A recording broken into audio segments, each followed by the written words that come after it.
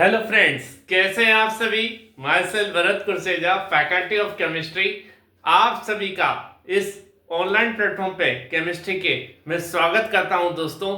और जो हमारा चैप्टर चल रहा था क्लास 10 केमिस्ट्री का, कौन सा chapter 1 chemical reactions and equations, जिसमें जो हमारा लास्ट लेक्चर रहा था उसमें हमने टाइप्स ऑफ केमिकल रिएक्शंस को कंप्लीट कर लिया था दोस्तों। और आज हम जो बात करने जा रहे हैं अगले टॉपिक की, chapter 1 class 10 chemistry chemical reaction and equations का, जिसका नाम है effects of oxidation reaction in everyday life. यानी ऑक्सीडेशन रिएक्शन के हमारी जो एवरीडे की लाइफ है उसमें क्या इफेक्ट होते हैं, इसके बारे में आज डिस्कशन करेंगे। तो जुड़ जाइए हमारे साथ, गुड मॉर्निंग बोल के, हाय बोल के, जो भी बोल रहा है बोलिए, दिल खोल के बोलिए, पूरे जोश जुनून और हिम्मत के साथ बोलिए, क्योंकि जितना ज्यादा आज आप अपना जोश और जुनून दिखाएंगे उतना ही मजा आने वाला है आज के इस लेक्चर में। तो दिखा दीजिए अपनी presence. Good morning, good morning, good morning to all of you, सभी को गुड मॉर्निंग।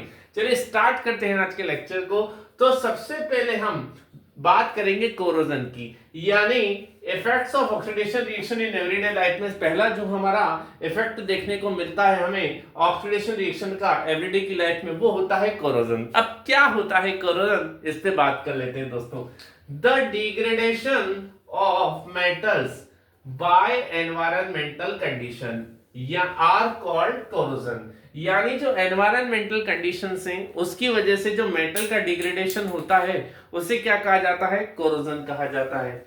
देखिए, मतलब जो मेटल है जब वो एनवायरनमेंट के कांटेक्ट में आता है तो एनवायरनमेंट के कांटेक्ट में आने पर एनवायरनमेंट में कई सारी जो है गैसेस होंगी, वाटर ड्रॉपलेट्स होंगी, और इन सब के कांटेक्ट में आने की वजह से मेटल का हो जाता है डिग्रेडेशन, और मेटल का डिग्रेडेशन होना कहलाता है कोरोजन। यानी कोरोजन है मेटल से रिलेटेड बात, उसके डिग्रेडेशन से रिलेटेड बात। जैसे कुछ एग्जांपल्स की बात करें, न्यू आयरन आर्टिकल्स, जो न्यू आयरन आर्टिकल्स होते हैं आर शाइनी। वो कैसे होते हैं, चमकदार होते हैं, शाइनी होते हैं, बट आफ्टर सम टाइम, लेकिन कुछ टाइम के बाद it get coated with moist by reddish brown layer. तो कुछ समय के बाद इन पर रेडिश ब्राउन लेयर जो है वो जम जाती है, कोटेड हो जाती है रेडिश ब्राउन लेयर से। ऐसा क्यों होता है? ऐसा इसलिए होता है कि जब ये एनवायरनमेंट के कांटेक्ट में आएंगे न्यू आयरन आर्टिकल्स, तो फिर एनवायरनमेंट में क्या प्रेजेंट है, वाटर ड्रॉपलेट्स, गैसेस, और उनके कांटेक्ट में आने की वजह से इनकी हो जाएगी रस्टिंग, यानी इनका हो जाएगा ऑक्सीडेशन, ठीक है, और इन पर रेडिश ब्राउन लेयर जो है वो जम जाएगी।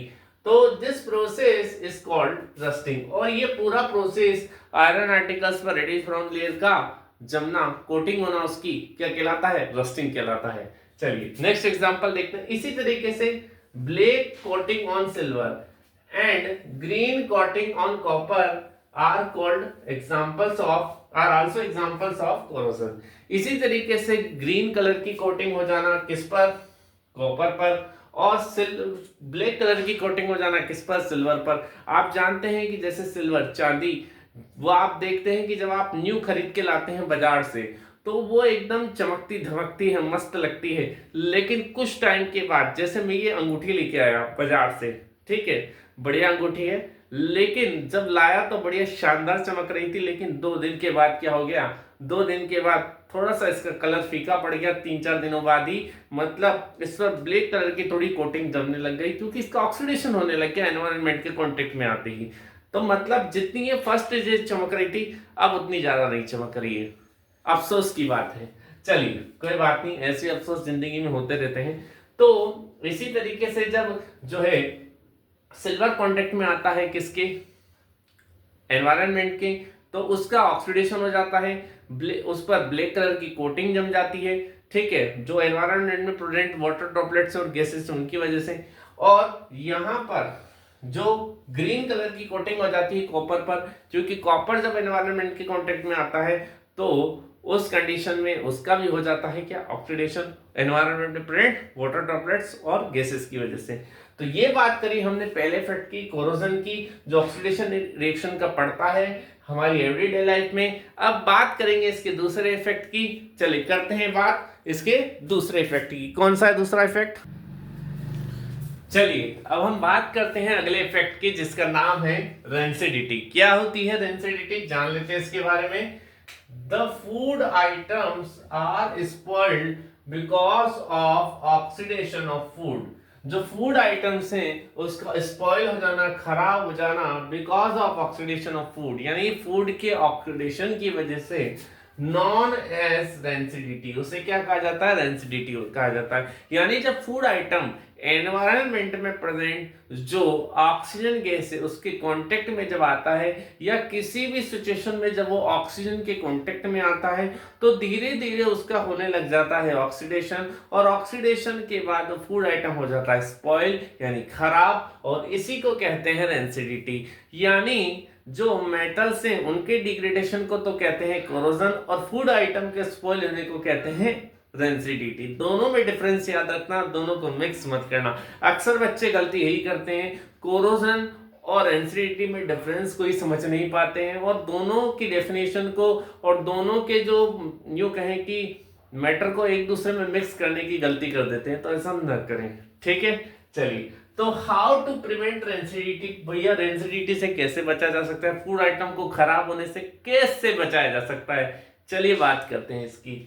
Keeping food materials in air tight containers, यानी जो जितने भी फूड मटेरियल्स होते हैं जिनसे फूड आइटम बनते हैं उनको एयर टाइट कंटेनर्स में रखना चाहिए। जैसे मसाले वगैरह, स्पाइसेस, इन सबको जो है वो किस में रखना चाहिए? एयर टाइट कंटेनर्स में रखना चाहिए, ताकि उनका ऑक्सीडेशन ना हो, खराब ना हो। Refrigeration of cooked food at low temperature, यानी लो टेम्परेचर पर कुक्ड फूड का रेफ्रिजरेशन करके, यानी जैसे हम फूड आइटम को कहाँ रखते हैं? रेफ्रिजरेटर में रखते हैं। रेफ्रिजरेटर में क्यों रखते हैं? क्योंकि जैसे ही हम कुक्ड फूड को रेफ्रिजरेटर में रखते हैं, फ्रिज में रखते हैं, तो वहां पर ऑक्सीजन का लेवल होता है कम, और ऑक्सीजन का लेवल कम होने की वजह से उस फूड आइटम का ऑक्सीडेशन होने में बहुत टाइम लगता है। वो खराब तो होगा, ऐसे थोड़ी कहे कि फ्रिज में हमने कोई चीज रख दी तो वो 10 साल बाद भी सेफ रहेगी, अरे नहीं, खराब होगी।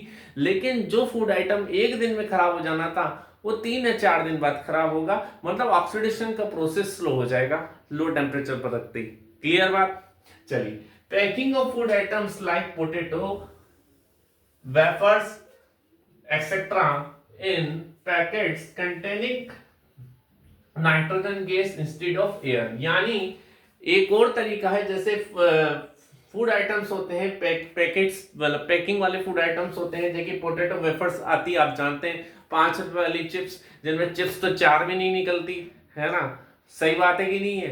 4 चिप्स नहीं निकलती, बाकी सारी हवा हवा भरी रहती है। वो हवा नहीं होती है, वो होती है नाइट्रोजन गैस। वो क्यों फिल की जाती है?